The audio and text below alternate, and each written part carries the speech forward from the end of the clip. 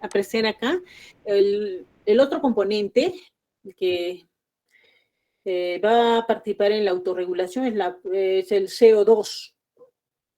Si hay exceso de CO2, ¿qué va a pasar? Hay muchos. Les pregunté la vez pasada, ¿cuánto es el valor normal del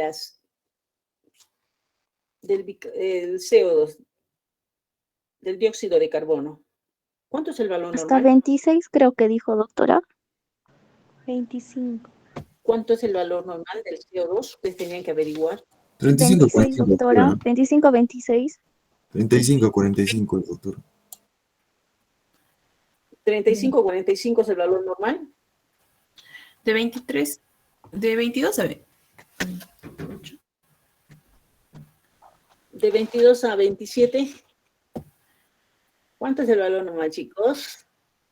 A ver, Doctora, ahí la están con presión, sus celulares. Doctor, es La 35. presión arterial. la presión arterial de CO2, doctor, es de 38 a 35, 40. 45, doctora. Sí, de 35 a 45. Doctor, pero sí le dije. La presión parcial de CO2 es de 35 a 45. Sí, doctor. ¿Todos de acuerdo? 45. ¿De acuerdo? Sí, Levanten. Doctora. ¿Quién no está de acuerdo?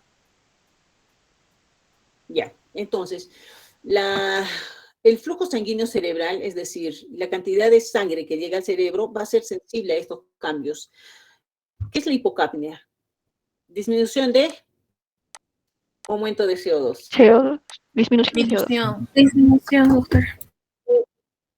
Menos a 30. 35. Ya. Entonces, si está disminuido, esto va a producir, ¿qué va a producir a nivel de los vasos? Vasoconstricción. Si hay vasoconstricción, ¿qué es lo que baja? El volumen sanguíneo cerebral, o sea, el flujo, ¿cierto? ¿Sí? ¿De acuerdo? Por lo tanto, ¿qué va a disminuir? La presión intracraneal. ¿Sí? Y en este caso, el paciente qué estará haciendo? ¿Estará hiperventilando o estará hipoventilando? Hiperventilando. Está hiperventilando. Entonces, nosotros antiguamente se utilizaba la hiperventilación para disminuir la presión intracraneal, porque ese era el objetivo, bajar la presión intracraneal. Pero esto es temporal, es pasajero y es peligroso. ¿Ya? ¿En qué momento utilizamos nosotros o hiperventilamos al paciente o hacemos que disminuya la presión de CO2? Cuando, supongamos, estamos un paciente en sala de operaciones, cuando hay una hipertensión intracraneal y hay protrusión del cerebro. A veces cuando abrimos, sacamos el cráneo, vemos el cerebro protruye como un hongo. Entonces decimos hiperventila. ¿Para qué? Para ayudarnos a bajar un poco. Pero eso antiguamente se utilizaba, pero tiene sus contraindicaciones. Entonces, ¿qué hace la hipercapnia? Doctorita, creo que aún todavía se usa esto durante 24 horas como Sí, lo tratamiento. utilizamos en sala de operaciones, sí, en los procedimientos quirúrgicos. Utilizamos manitol, utilizamos todo lo posible para poder bajar esa presión intracraneal y de esa manera poder llegar al objetivo, ¿no? O sea, a evacuar el hematoma o a retirar un tumor cerebral. Lo utilizamos. Entonces es una teoría química, por lo cual trata de autorregular también el cerebro. ¿Ok? No se olviden, por favor, la teoría química, hipocapnia e hipercapnia. La teoría metabólica se refiere al oxígeno, la cantidad que se consume de oxígeno por 100 gramos de cerebro, que lo normal es de 3 a 3.8 mililitros en 100 gramos de tejido por minuto. Muy bien. Si hay hipercapnia, hay aumento de CO2. ¿Qué va a producir esto? Va a aumentar la vasodilatación y por consiguiente aumenta la presión intracraneal. Muy bien. Seguimos la siguiente teoría. A ver, Yasmín. Doctora. Doctora, ¿se me escucha? Yasmín. Sí, doctora, ¿se me lee, escucha? por favor. Sí. ¿Qué dice la teoría de la viscosidad sanguínea? Ya.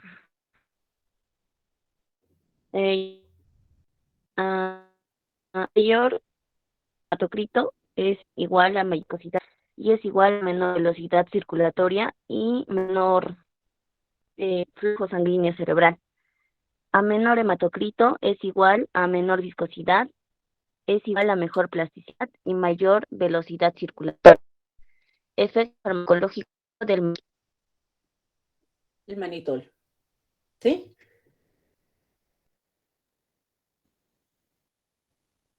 Muy bien.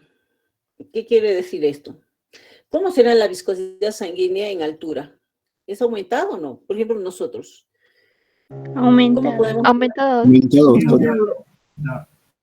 de los glóbulos rojos, ¿cierto? Mientras más densa es la sangre, disminuye la velocidad y por lo tanto disminuye el flujo sanguíneo.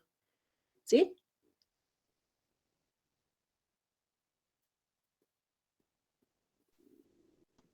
Sí, doctora, sí. Sí, doctora. Ya, muy bien. Tenemos como un ejemplo al manitol, también a altura. Muy bien.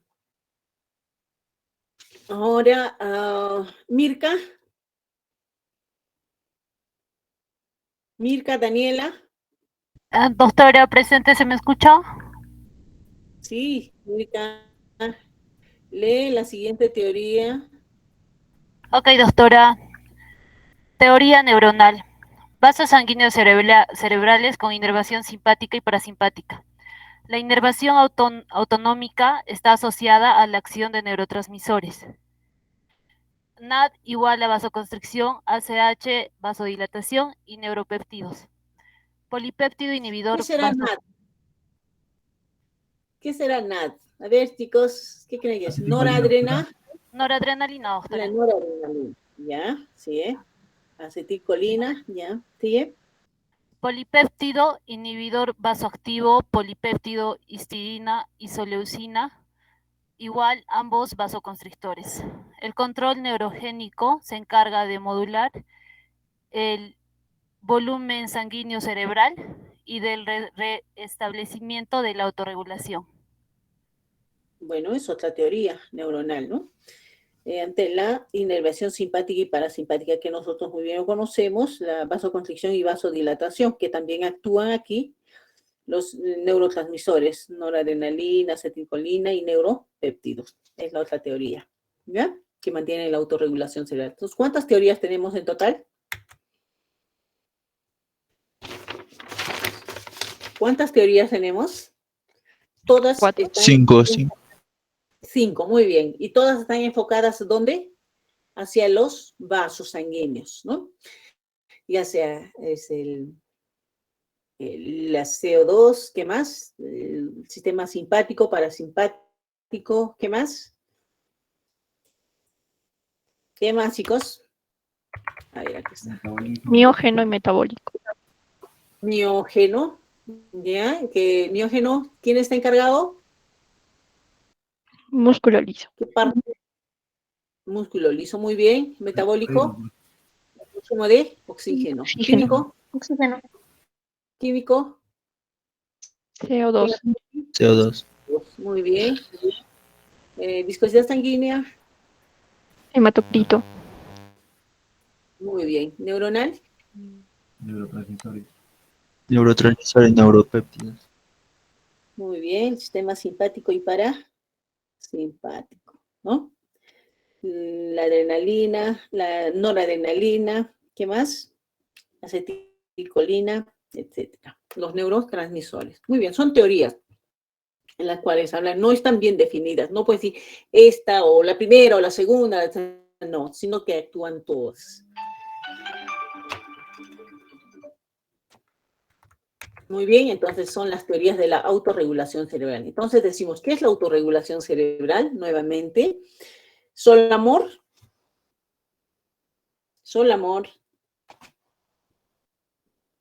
Flores. ¿Está presente Solamor?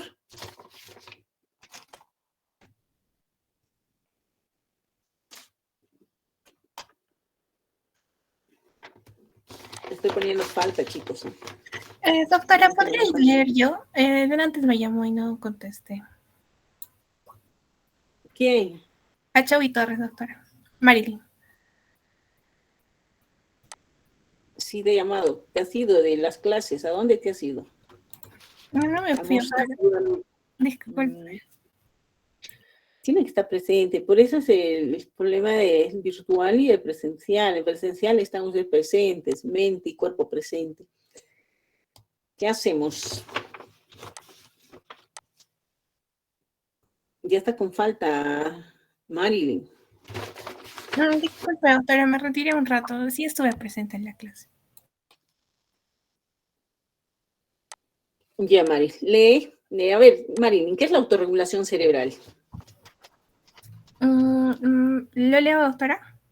No, ¿qué es la autorregulación? Esta no, ya hemos terminado con todo lo que es la parte de teoría química, autorregulación. ¿Qué es para ti la autorregulación cerebral? Va a ser más que todo un mecanismo que de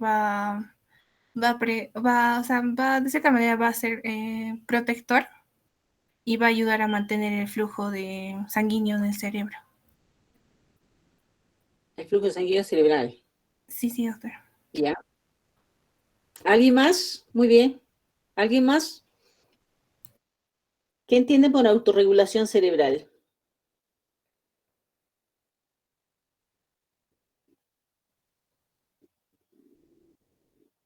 Doctora, es cuando el flujo sanguíneo cerebral se mantiene constante gracias a este mecanismo de autorregulación cerebral. Doctora, es la propiedad que tienen los vasos para mantener el equilibrio, ¿no? Y el flujo cerebral, doctora. Y eso tiene que ser constante. Y mantenerse dentro de los... Así es, por favor, no se olviden que es la autorregulación cerebral, ¿ya? A ver, aquí, ¿dónde está? Aquí está, con esta figura, con esta imagen. Entonces, capacidad de este árbol cerebral para mantener el flujo sanguíneo cerebral normal, ¿no? Y de esa manera también la presión arterial media. Muy bien.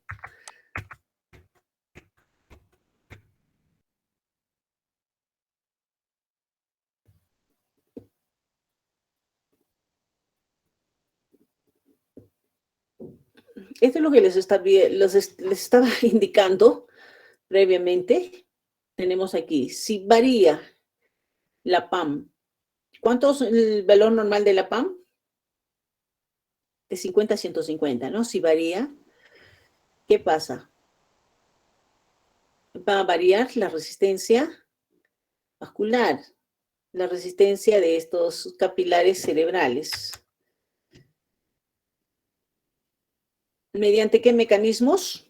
De vasoconstricción y vasodilatación. Dilatación. Así es, vasoconstricción y vasodilatación, que ya hemos visto que puede ser de tipo miógeno, de tipo químico, de tipo, ¿qué más? ¿Qué más hemos dicho, chicos? Metabólico. Metabólico, miógeno, ¿qué más? Neuronal. ¿Qué más? Químico. Falta uno. Viscosidad sanguínea. Viscosidad sanguínea. Entonces, todos ellos van a hacer que se produzca o bien vasoconstricción o bien vasodilatación. ¿Ok? Esta resistencia capilar varía para mantener este flujo sanguíneo constante.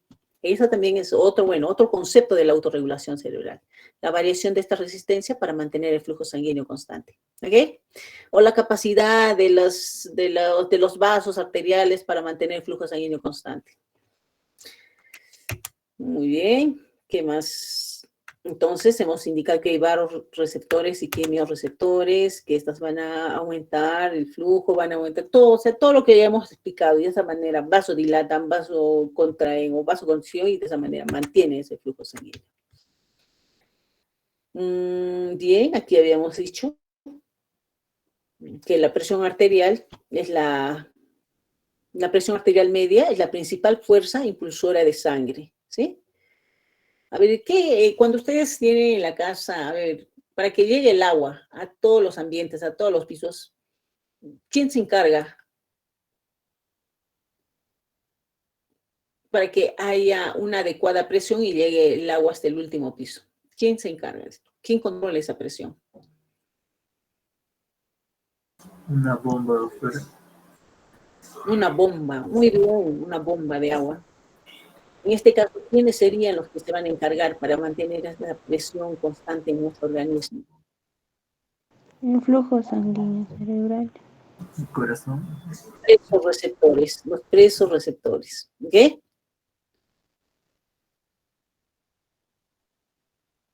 ¿Y cuáles son esos presorreceptores? ¿Cuáles son? Los barorreceptores, los quimiorreceptores, ¿qué más? El CO2, ¿qué más? ¿Qué más, chicos?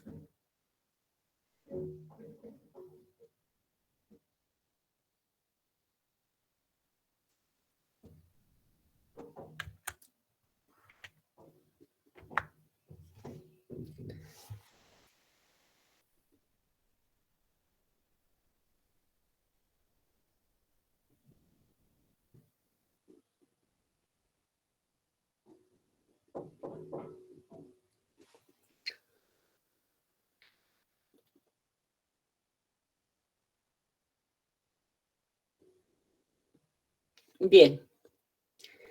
Todo lo que hemos descrito. Entonces, aquí, ¿qué sucede aquí? En este ejemplo, ya en esta fórmula, por favor, fíjense, hemos dicho que el flujo sanguíneo cerebral es igual a la presión de perfusión cerebral sobre la resistencia. ¿Qué sucede si aumenta la resistencia vascular? Si hay vasoconstricción.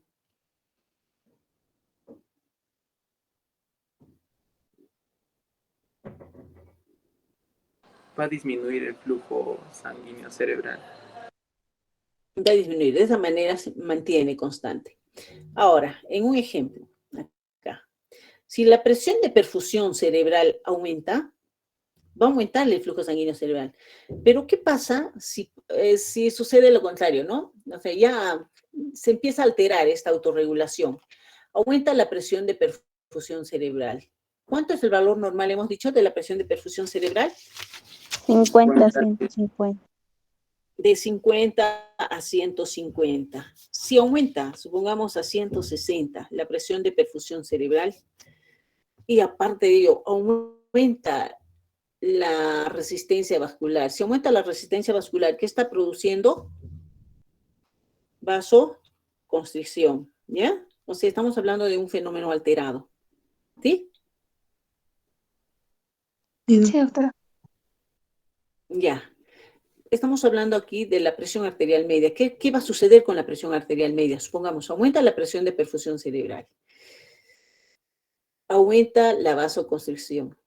Si reemplazamos, decimos que la presión de perfusión cerebral es igual a la PAM menos la PIC, y hemos dicho que la presión de perfusión cerebral es directamente proporcional a la PAM, ¿no es cierto? En este caso, está aumentando aquí la presión de perfusión cerebral, ¿ven? Reemplazamos. Si hay aumento de la presión de perfusión cerebral, ¿qué va a pasar con la PAM? Aumenta. Va a aumentar. Vamos a ver en el siguiente ejemplo. ¿Y eso qué va a producir? Vasoconstricción. Aquí, perdón. Acá. Aumenta la presión de perfusión cerebral. Por lo tanto, aumenta la PAM y eso va a producir vasoconstricción. ¿Ok? Y eso se llama vasoconstricción. Aquí. Disminuye la presión de perfusión cerebral. Disminuye la presión arterial media y eso va a producir vasodilatación, disminución de la respuesta. ¿Y eso quiénes van a actuar?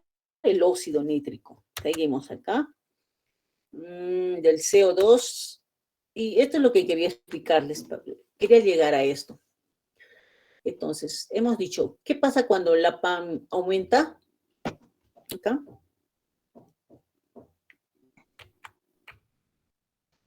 Aumenta la presión. Aumenta la presión cerebral. Aumenta la PAN, ¿cierto? ¿Sí? Aumenta la PAN y va a aumentar la vasoconstricción, ¿cierto? Sí. Muy bien. Acá, disminuye la PAN. ¿Y qué se produce? Vasodilatación. Vasodilatación, muy bien. Entonces, acá, en este fenómeno, hemos dicho, cuando la PAN cae o disminuye la PAN, se va a producir vasodilatación. Cuando la PAN sube, se produce vasoconstricción. Acá, ustedes pueden ver, la presión arterial media oscila entre 50 y 150. ¿Ven acá, en este gráfico? Entonces, trata de mantenerse este diámetro de la arteriola dentro de los valores normales. Si hemos dicho que si esta presión arterial media aumenta, va a producir más vasoconstricción. ¿Ven ustedes acá? Va disminuyendo el calibre de la arteria. Por lo tanto, va a disminuir el flujo sanguíneo cerebral. ¿Y qué va a producir cuando hay menos cantidad de sangre en el cerebro? Muerte cerebral. Isquemia. Isquemia. A ver, vamos a ver. Acá tenemos que la presión arterial media disminuye, menor a 50. ¿Qué pasa con los vasos? Vasodilatación. Vasodilatación. ¿Qué pasa con el cerebro, con las neuronas?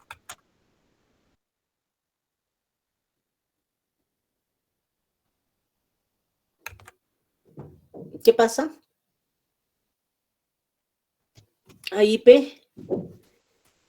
hiperemia, ¿cierto? Está al revés de esto. Menor a 50, a ver, vamos acá.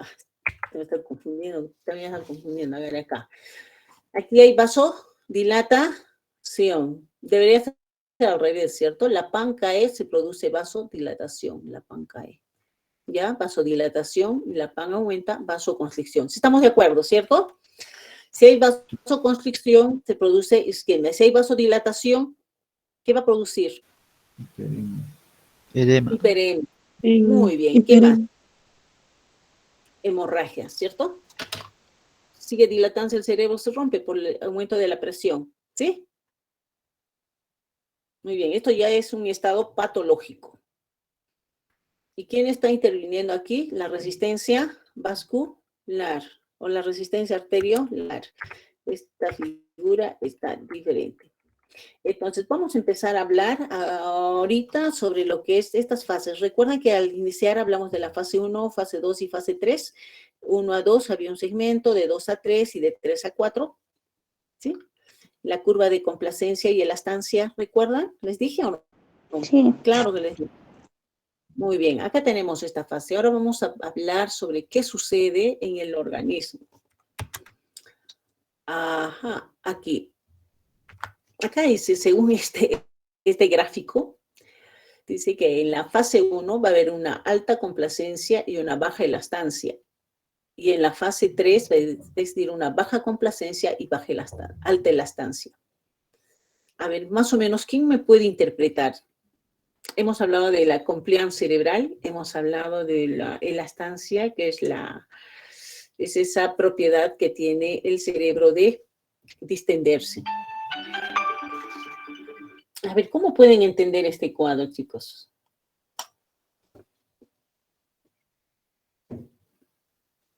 Doctora, ¿qué medida que aumenta? Perdón, este es el ¿qué medida que aumenta la PIC? Perdón, doctora. Bueno, no. Puede ser que a medida que aumenta la presión intracraneal se producen diferentes fases. Aumenta pero de la compliance y de la elastancia estamos indicando. Por ejemplo, aquí en la fase 1 hay alta complacencia y hay baja elastancia. Mientras que en la fase 3 hay baja complacencia y alta elastancia. ¿Qué era la compliance cerebral? La capacidad de un órgano, doctora, de estirarse. Entonces, cuando habla de baja elastancia sería de que baja la capacidad de retornar a su forma original.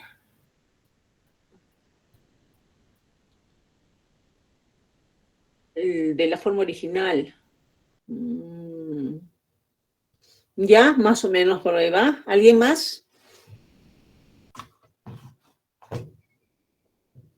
¿Alguien más que me puede decir este cuadro? Ya les expliqué anteriormente. ¿Cómo me pueden ustedes interpretar este cuadro, chicos?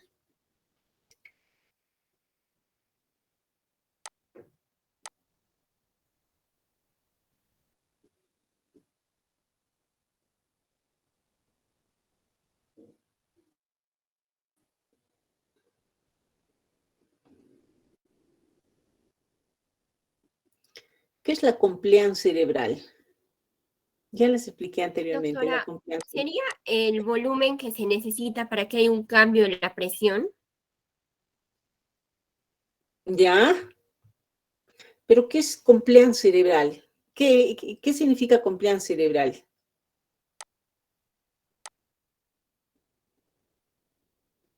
Espacio. ¿Ya? Entonces, en la fase 1 todavía, como está en esa fase de compensación, todavía hay espacio. Se refiere a eso, hay alta compliance, o sea que todavía hay espacio en el cerebro. ¿Sí? Mientras que aquí, ya en la fase 3, ya no hay espacio. ¿Ya?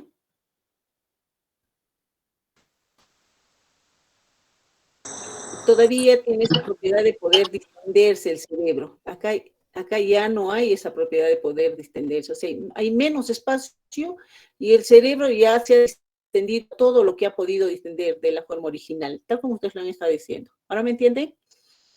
Sí, doctora. Ya Sí, no sí, hay doctora. baja compliance, bajo espacio.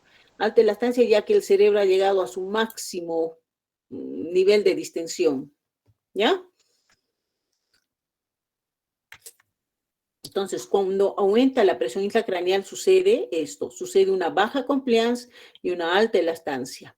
Mientras que acá, mientras todavía está en la fase de compensación, hay más espacio y hay todavía, o sea, no ha llegado a su máximo nivel de poder distenderse los volúmenes, en este caso el cerebro, más que todo. ¿Ya? Muy bien, seguimos acá. Es la de complacencia y distensión, es lo mismo. Y aquí empezamos con las fases. La fase 1 de la PIC. Acá. Tenemos aquí la fase 1, la fase de compensación, que es de acuerdo a la ley de Monroe-Kelly, se compensan, ¿cierto? Estaríamos en este nivel. La fase 1 está en este nivel, compensado. ¿Ya? En esta fase 1, la PIC les dije que se mantenía dentro del valor normal, dentro de 15 milímetros de mercurio. ¿Y qué pasaba con el flujo sanguíneo cerebral? Bueno, en este caso, el flujo sanguíneo cerebral lo están tomando en cuenta como el volumen intracraneal. Aumenta el volumen, aumenta el flujo sanguíneo cerebral, mientras hay compliance, o sea, hay espacio todavía, puede estar llenando. El cerebro todavía, o en este caso, está actuando los mecanismos de compensación, que es el desplazamiento del líquido cefalorraquídeo, el desplazamiento de la sangre, ¿cierto? Entonces, todavía la PIC se mantiene normal. Entonces, esta es la fase 1, fase compensada. Por favor, chicos, no olvidar, ¿ya? Aquí entonces actúa la teoría de la ley de Monroe-Kelly en su estado compensado. Entonces, la fase 2, vemos acá, que ya empieza a aumentar. Entonces, ya estos mecanismos de compliance y de elastancia se ven alterados. Entonces, aquí hay más volumen y poco a poco empieza a producirse esta fase de descompensación, más que todo en la fase 2. ¿Ok? Acá dice, los mecanismos no pueden compensar más el volumen constante. Muy bien. Entonces, ¿qué pasa? Y de acuerdo a la fórmula que habíamos manejado, disminuye la presión de perfusión cerebral, por lo tanto, y ahí en la fase 2 empieza a disminuir esta presión de perfusión cerebral. Como hemos dicho que la presión de perfusión cerebral es directamente proporcional a la PAM, también va a disminuir la presión arterial media y por lo tanto va a aumentar la presión intracraneal. Entonces, en esta fase 2 se empieza a producir esta disminución de la presión de perfusión cerebral. ¿Ok? Entonces, ¿y qué va a pasar con la resistencia vascular? Esta resistencia va a empezar a disminuir. Si disminuye la resistencia vascular, ¿qué pasa con las arterias? ¿Se dilatan o se contraen? Se dilatan. Entonces empieza a aumentar la presión intracraneal. ¿Ya? ¿Está entendido aquí? ¿Sí? Entonces, tenemos fase 1, fase de compensación. Estamos en este estado. Esta es la fase 1, este estado, fase 1. Fase 2, estamos entrando en este estado. de descompensación. Entonces, de acuerdo a la fórmula, disminuye la presión de perfusión cerebral. Aumenta la PIC. Acá mismo se ve, ustedes dentro de la hora que había 15, 20, 30, 35, está empezando a aumentar la PIC. ¿Por qué? Porque los vasos arteriales están dilatándose. Entonces ya no hay fenómeno de compensación. Y en este estado empieza a actuar ese mecanismo de autorregulación cerebral. ¿Recuerdan qué era la autorregulación cerebral? Era la capacidad del cerebro, de las arterias, ¿no? Principalmente las arteriolas, para mantener el flujo sanguíneo cerebral. Entonces ya en esta fase empieza a actuar esta autorregulación cerebral, en esta fase 2. ¿Ya? Entonces se dilatan, aumenta la presión intracraneal y de esa manera, ¿qué es lo que trata de hacer el cerebro? Mantener este flujo sanguíneo cerebral. Está necesitando sangre. Entonces aumenta, o sea, trata de que ese flujo sanguíneo cerebral se mantenga, vasodilatándose. Pero ¿eso qué está produciendo? Una presión intracraneal aumentada. Muy bien. Va a existir un mecanismo en el cual también en esta misma fase, que estos mecanismos de autorregulación cerebral que hemos estudiado empiezan ya a limitar, llegan a su límite.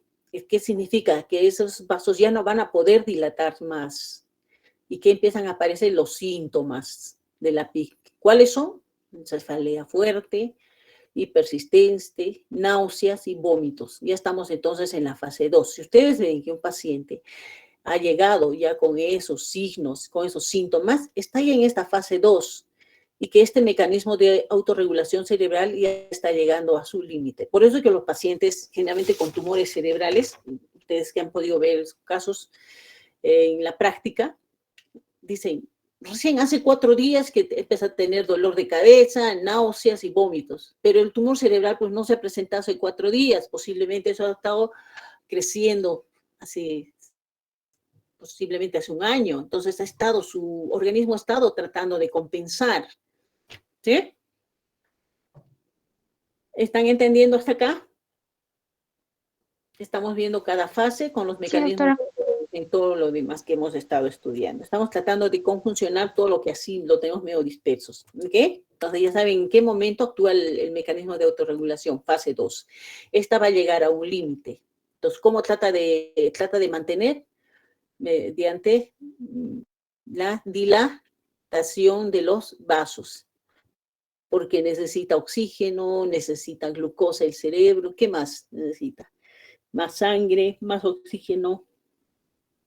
Pero ya cuando llega a su límite, empieza a aparecer estos signos y síntomas. Por eso es que los pacientes nos dicen, ¿no? Hace 4 días o hace 2 días, y vemos ya ha llegado al límite esta fase de compensación, fase 2, la fase 2 de autorregulación cerebral. ¿Qué más? Esa cefalea, ¿por qué se produce? Porque hay una distensión de la dura madre. La dura madre tiene dos capas, la capa externa o la endocraneal o epicraneal y la capa interna, la meningia. ¿Qué nervios son los que se encargan de, valga la redundancia, de inervar la dura madre? ¿Cuáles son, chicos? ¿Recuerdan? Y sale la región supratentorial, la región infratentorial. ¿Qué nervios craneales actúan? Por eso se produce la cefalea. No es que al paciente le duele el cerebro, le duele el parénquima, le duele el ventrículo, sino es por la distensión de la dura madre. ¿Qué nervios craneales? El quinto. El quinto nervio craneal a nivel supratentorial. Y a nivel infratentorial, el nervio que les gusta, el nervio vago. ¿Qué más? Los nervios cervicales superiores. Estos son los que se irritan, o estos son los que van a llevar el dolor, o que lo van a producir la cefalea. ¿Ok? Entonces, ¿qué van a generar? Vómitos, edema de papila por compresión del nervio óptico, ¿se recuerdan? Había edema de papila, ustedes mismos me han dicho, hipertensión intracraneal, la paciente no ve, está maurótica, ¿por qué hubo edema de papila? ¿Y qué ocasiona la edema de papila? La hipertensión intracraneal, que ha comprimido al nervio óptico. Hasta inclusive los pacientes presentan diplopía por compresión del sexto nervio craneal, que también produce esa hipertensión. ¿Ya? Entonces estamos todavía en la fase 2. Entonces hay que estar alerta. Si el paciente está con cefalea, con vómitos explosivos, está entrando a la fase 2, está descompensando. ¿Qué está aumentando? La PIC. Por lo menos aquí estará con una PIC de ¿cuánto? Estará una PIC de 30, 35. Y entramos ya a la fase 3. Entonces, de acuerdo a la teoría de Monro y Kelly, ya estamos en esta fase. Ya no hay más espacio para poder desplazar, ya no hay más espacio para poder ocupar. Entonces, ¿qué pasa? Un pequeño cambio de volumen, si esta masa empieza a crecer un poquitito más, ya empieza a aumentar la presión intracraneal. ¿Y qué signos, y qué pasa en este estado? En este caso, disminuye el flujo sanguíneo cerebral. ¿Y qué va a pasar? Empieza a aparecer la tríada de Cushing. Entonces, en la fase 3 ya al cerebro ya no le llega el oxígeno, la glucosa está baja, aumenta la presión presión parcial de CO2. ¿Qué dice el cerebro? Necesita sangre, necesita oxígeno, está diciendo auxilio, por favor, mande más sangre, más oxígeno. Entonces empieza a activarse la tríada de Cushing en la fase 3. ¿Qué hace? Hay disminución de flujo sanguíneo cerebral. El cerebro pide más sangre. Entonces, ¿qué pasa?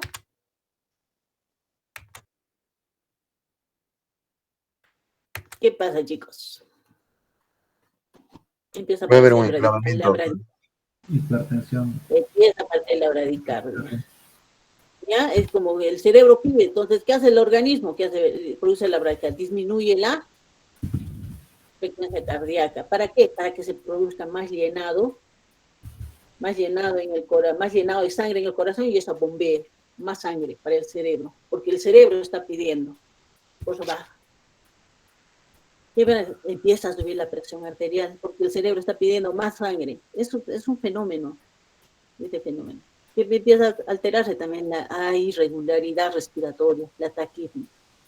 ¿Recuerdan ustedes? El paciente que llegó con hipertensión intracraneal ya está con tríada de Cushing. Al menos hoy, con el grupo que rotó ahí en la mañana, hemos encontrado que el paciente estaba con taquipnea, está con bradicardia, está con hipertensión, ya está en la fase 3. Esta no es un mecanismo de compensación, por lo tanto, dice que aquí no va a llegar a amortiguar el aumento de la PIC, sino es una cascada de eventos que se van a producir ya casi en última instancia. Esto se produce en la fase 3, ¿ya? Muy bien. Entonces, ¿qué pasa? Aumenta la presión de CO2. ¿Por qué? Porque el flujo sanguíneo está disminuido. ¿Qué hace cuando hay aumento de la presión de CO2? ¿Qué pasa, Nico? De acuerdo a la teoría química, hay hipercapnia. ¿Y esto qué produce? ¿Vasodilatación o vasoconstricción? Vasodilatación. Hipercapnia, vasodilatación. Porque ¿y eso qué va a hacer? Va a aumentar la presión intracraneal. Ustedes mismos me han dicho, vasodilatación aumenta la presión intracraneal. Muy bien. Después, ¿qué va a pasar? Taquipnea. El paciente va a empezar a hiperventilar, va a empezar a eliminar CO2. De esa manera va a producir vasoconstricción, va a tratar de compensarse, por eso es la taquipnea, ¿ya? Por la hiperventilación. Y luego, ¿qué más va a pasar? Bradicardia. Aquí está. Va a hacer que aumente el llenado ventricular y enviar más sangre, y aumenta la PAN, y de esa manera aumenta más la presión intracraneal. Y eso va a ser, ¿debido a qué? A la disminución del flujo sanguíneo cerebral. Muy bien. Y por último, en la fase 3 aumenta el tono simpático, produce vasoconstricción, aumenta la PAN, se produce hipertensión, lleva a que ese flujo sanguíneo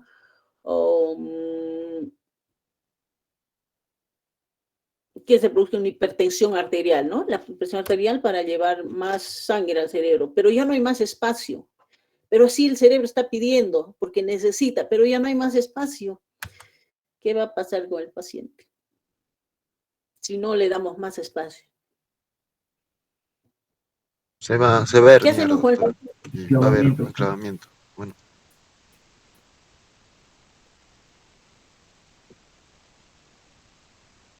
No hay espacio, pero el cerebro pide.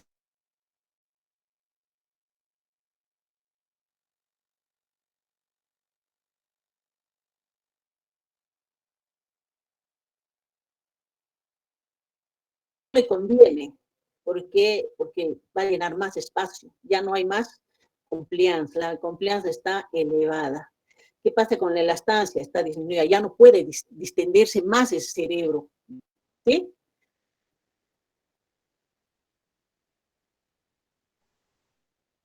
¿Qué va a terminar? ¿Qué va a denominar herniación? Y termina con la muerte del paciente.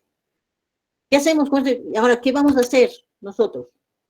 Bueno, aquí están los valores normales de la presión intracraneal. En adultos y niños mayores, menor de 10 a 15, menor a 15, en niños pequeños de 3 a 7 y en infantes de 1.5 a 6. Esa es la presión intracraneal normal. Entonces, empieza a aparecer todos estos síndromes de hipertensión intracraneal, ya saben, en cada fase, ¿no? En la fase 1, esta de conciencia, etcétera, cefalea. ¿En qué fase se presenta la cefalea, chicos? ¿Fase 1, fase 2 o fase 3? Fase 2. Fase 2. Muy bien, hay cefalea por...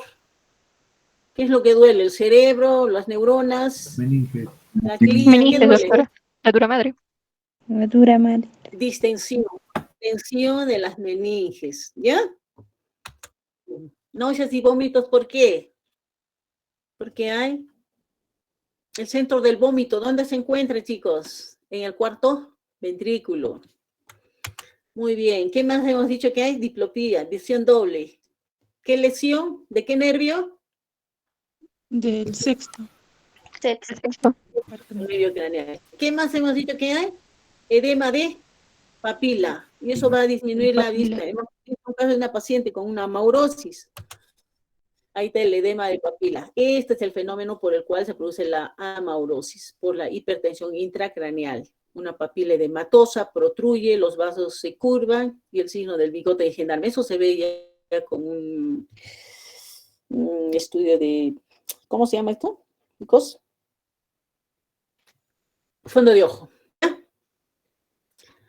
Muy bien. Este edema de papila va a producir compresión de la vaina del nervio óptico, produce interrupción del flujo axoplásmico, extravasación de las sustancias y, por lo tanto, la paciente pierde la vista. Eso es lo que ha sucedido con esta pacientita.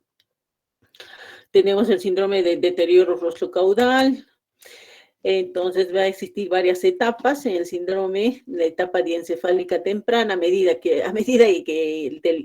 se van dañando, ¿no? Por ejemplo, a nivel del diencéfalo, ¿en qué caso? Si hay lesión diencefálica, ¿en qué caso? ¿En qué tipo de hernias hemos dicho, chicos? ¿Hernia transtentorial ascendente o descendente? Ascendente. Descendente, ¿sí? Entonces va a existir el paciente obnubilación de la conciencia, va a tener un patrón respiratorio de tipo Cheyne-Stokes, las pupilas van a estar pequeñas, hiporreactivas, la respuesta oculocefálica está presente, dentro de la respuesta motora todavía el paciente va a localizar el dolor. Si es tardía, va a empezar a decorticar. Si va a estar en la etapa mesencefálica y el paciente entra a descerebrar. Si es a nivel pontobulbar, bueno, ya el paciente entra en coma, puede fallecer. De acuerdo a las herniaciones también, de acuerdo a la ubicación. Muy bien, seguimos. Entonces, un cerebro está hinchado. Nunca en un cerebro o un paciente con hipertensión intracraneal, nunca se debe realizar una punción lumbar, por favor, porque ¿qué le van a hacer? Lo van a enclavar, ¿ya? Van a matar rapidito al paciente. No se hace en pacientes con hipertensión intracraneal. Por eso, para hacer una punción lumbar, tienen que ver bien, evaluar bien los signos, los síntomas, evaluar bien si el paciente está con hipertensión intracraneal, ver la presión, el pulso, la frecuencia respiratoria, evaluar, hacer fondo de ojo, ¿qué más? ¿Qué más? Evaluar el sexto nervio craneal, evaluar si hay signos de focalización, hemiparesia, hemiplegia. Muy bien. Bueno, aquí signos de las células encefálicas, diámetro pupilar, función motora. Entonces, ¿qué hacemos con el paciente para ver la presión intracraneal? Bueno, en este caso, para evaluar la presión intracraneal, tenemos un monitor, justo como les estaba explicando en la UCI, el cual se instala a nivel, se hace a ver aquí, se llama monitoreo invasivo de la presión intracraneal. Bueno, esto en las primeras fases, podría decir, en la fase 2 o un paciente que más o menos estamos viendo, ¿no? Un paciente que viene a emergencia con un Glasgow de 7, refiere que se ha caído del segundo piso, ha perdido la conciencia, ha tenido náuseas, vómitos, llega a la unidad con Glasgow de 7. Se le hace una tomografía cerebral y se evidencia que solamente hay contusiones hemorrágicas, pero no hay una masa que esté produciendo un efecto, ¿no?, inmediato. Entonces, de esa manera se le puede hacer a este paciente un monitoreo invasivo, o sea, se llama monitoreo de la presión intracraneal. ¿En qué consiste? Nosotros colocamos los catéteres intraventriculares y esto se conecta a un monitor y de esa manera nos envían los valores. Si está dentro de los valores, está menor a 15, entonces decimos que está dentro de lo normal. Entonces estamos ahí alerta para ver si vamos a poder operar a ese paciente, si vamos a hacer una descompresión.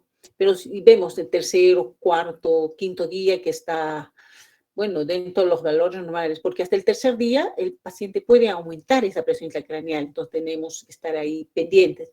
Pero al cuarto, al quinto día, ya si ha disminuido, ya nos quedamos tranquilos y ya no hacemos esa craneostomía descompresiva, ya no le damos más espacio. Para ello se utiliza mannitol, ¿qué más? Tenemos osmoterapia, ¿no? Soluciones hipertónicas, etcétera. Entonces, este monitoreo de PIC se puede hacer a nivel del espacio subaracnoideo, puede ser a nivel intraventricular, a nivel intraparenquimal y también a nivel epidural. El que utilizamos más es el intraventricular, es el más fidedigno. ¿En qué caso se hace? Bueno, en el registro de esa presión intracraneal, en un pseudotumor cerebral, para optimizar la terapéutica, ¿no? Por ejemplo, para utilizar la osmoterapia. Y de esa manera vemos acá, les voy a mostrar las ondas de la PIC. Tenemos un monitor y nos envía este tipo de ondas. Cuando nosotros vemos que esta onda P1 es un poco más elevada que la P2 y la P3, entonces decimos que esta es una onda normal. Si nosotros vemos una onda en la cual la P2 es más alta, estamos diciendo que está alterado. Por lo tanto, esa presión intracraneal está elevada. También el monitor nos permite evaluar el pulso respiratorio y el pulso vascular. Esto es la manera. Ahora vemos, ¿qué hacemos con este paciente con síndrome de hipertensión intracraneal? Lo que tenemos que hacer es proteger ese cerebro y también proteger que no sufra daño mecánico por estas hernias encefálicas y evitar llegar a una isquemia y finalmente a la muerte, ¿no? Entonces, dependiendo de la causa, si la causa es un tumor, se tiene que resecar el tumor. Si es un hematoma, se tiene que evacuar el hematoma. Si es una hidrocefalia, tenemos que drenarla, colocaremos un sistema de derivación ventricular externo o un sistema de derivación ventrículo peritoneal. Y bueno, de esa manera tratamos las medidas generales, ¿no? Porque no toda hipertensión intracraneal, bueno, hipertensión intracraneal decimos cuando el valor es mayor a 15, puede estar en 20, entonces podemos manejarlo todavía con tratamiento médico, ubicando la cabecera a 30 grados, evitar que haya compresión a nivel del cuello o a nivel, ¿para qué? Para mejorar el retorno venoso, disminuir de esa manera la presión intracraneal. Se puede dar tratamiento médico, pero si vemos que esa presión intracraneal aumenta ostensiblemente, estamos en la emergencia, lo primero que colocaremos será pues osmoterapia al paciente, ¿no? Y luego tenemos también las medidas específicas y bueno, acá como podemos ver el tratamiento quirúrgico. Y el tratamiento quirúrgico es la craneostomía descompresiva. ¿Qué hacemos? Como hemos dicho, que es un cerebro que ya no tiene espacio, ya no hay compliance. La compliance ha llegado a su tope, la elastancia también ha llegado a su tope. Entonces tenemos que darle espacio. ¿Qué hacemos? Retiramos un colgajo óseo y para darle más espacio. Entonces, para la craneectomía descompresiva se hace a nivel bifrontal, que es el de tipo de Kelber, y también la craneectomía lateral, que también se puede hacer una craneectomía bilateral, es decir, retirar las dos plaquetas óseas de ambos lados. Para ello es importante, ya para la craneectomía bifrontal, ver la posición del paciente, ver cómo vamos a hacer la incisión, la craneectomía en sí, el retiro del colgajo óseo, la apertura dural, el cual hemos indicado que es la durotomía, hacer la descompresión interna y finalmente el cierre. Entonces tenemos acá, si es una craneectomía bifrontal, ¿qué significa? Que vamos a retirar toda esta parte de colgajo óseo, toda esta parte. Entonces haremos una incisión bicoronal y de esa manera abrimos este espacio anterior y, bueno, posicionamos al paciente. ¿En qué posición irá? Si es bifrontal, en posición neutra. Acá tenemos el pacientito para una craneectomía bifrontal. En esta posición va el paciente. Y acá el cabello se le hace una tricotomía, pero solo a nivel bicoronal. Solo en la zona donde vamos a realizar la incisión. Y luego realizamos la tricotomía, y luego hacemos la sepsia, antisepsia, colocamos los campos estériles y aquí tenemos el campo estéril denominado Juvan, que también tiene antiséptico. Y luego realizamos la incisión. Como ustedes pueden apreciar, tenemos que conocer bien, revisar bien nuestra anatomía del cuero cabelludo, en este caso la vascularización, es la arteria temporal superficial, que no podemos hacer, tenemos que hacer una incisión que no dañe esta circulación, porque ¿qué pasa si dañamos los vasos? ¿Qué sucede? ¿Qué pasaría con el cuero cabelludo? Abel. Doctora, puede necrosar, ¿sí? Necrosa la piel, ¿no? Entonces, justamente estábamos hablando esta mañana, entonces, por eso hacemos la incisión bicoronal respetando esta vascularización. Muy bien, una vez que ya se ha colocado los campos, hacemos la incisión. Como ustedes pueden apreciar, estos son los clips de Raney, que sirve para hacer la hemostasia del cuero cabelludo. Acá están de esa manera y hacemos la incisión a nivel bicoronal. Y luego, una vez retirado todo el scalp, planeamos para hacer el retiro del colgajo óseo. Acá, como ustedes pueden apreciar, ven acá la región frontal y de esa manera vamos a retirar toda esta parte del hueso. Estos son los puntos en los cuales se hace el corte del hueso a nivel de los senos frontales, a nivel temporal, temporal y frontal. Siempre hacemos estos agujeros a los lados laterales al seno longitudinal superior. Ustedes pueden apreciar acá el corte del hueso, toda esta parte frontal, temporal, y bueno, frontal y temporal. Seguimos acá. Una vez que ya hemos retirado el hueso o el colgajo óseo, vamos a tener que hacer una durotomía o la apertura dural en este sentido, hacia ambos lados, tratando de respetar el seno longitudinal superior hacia los costados en una C invertida. Una vez que ya hemos retirado, hemos hecho la durotomía, entonces este cerebro ya empieza a expandir. El cerebro que está necesitando más espacio ya se expande a toda esta zona, entonces ya empieza a respirar tranquilamente. Entonces le está llegando más sangre, está produciendo el fenómeno de Cushing, le llega más sangre, entonces ya vamos a darle más espacio, más compliance. ¿Ok? Y de esa manera hacemos la duroplastia, es decir, podemos utilizar una dura madre sintética o si no, utilizar el mismo periósteo y de esa manera poder realizar ese cierre. Por eso que vemos vemos protruido la región donde se realiza la craneostomía. Muy bien, y luego realizamos una incisión a nivel, dividamos en 4 cuadrantes el abdomen, el cuadrante inferior derecho, realizamos una incisión como un bolsillito en el espacio subcutáneo, por encima de la aponeurosis guardamos este colgajo óseo. Eso se llama almacenamiento del colgajo óseo o alojamiento. Muy bien, en esta imagen ustedes pueden apreciar, después cerramos ese cuero cabelludo. Listo. Y luego va pasando el tiempo, tenemos que esperar que disminuya ese volumen cerebral que está aumentado. Como ustedes pueden apreciar, llegan a este estado los pacientes. Está muy deprimida. Entonces realizamos el segundo paso, que es la cranioplastía. Es decir, sacamos este hueso que hemos alojado y luego recolocamos. No metemos la incisión y todo. Recolocamos y queda de esa manera. ¿Ya? Esa es la cranioplastía. Muy bien. Eso es en cuanto a una craneostomía bifrontal. En la craneostomía unilateral, los mismos pasos, la posición, en este caso, 90 grados de cúbito lateral, la cabeza lateralizada. ¿Tienen clases? ¿Hola? Sí, ¿le escucho?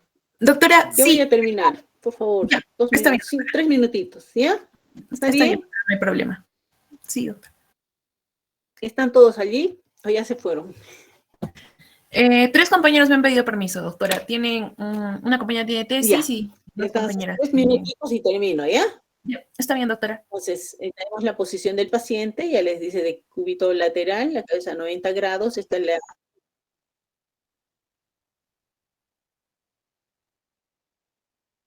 Listo, no hay problema, se pueden retirar los que deseen, no hay problema, porque ya estamos dentro de la hora, ¿sí?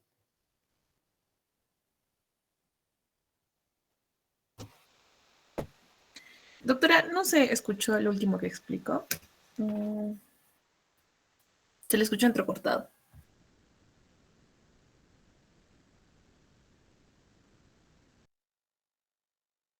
Bueno, nos vemos, chicos, cuídense, ahí nos quedamos, ¿ya?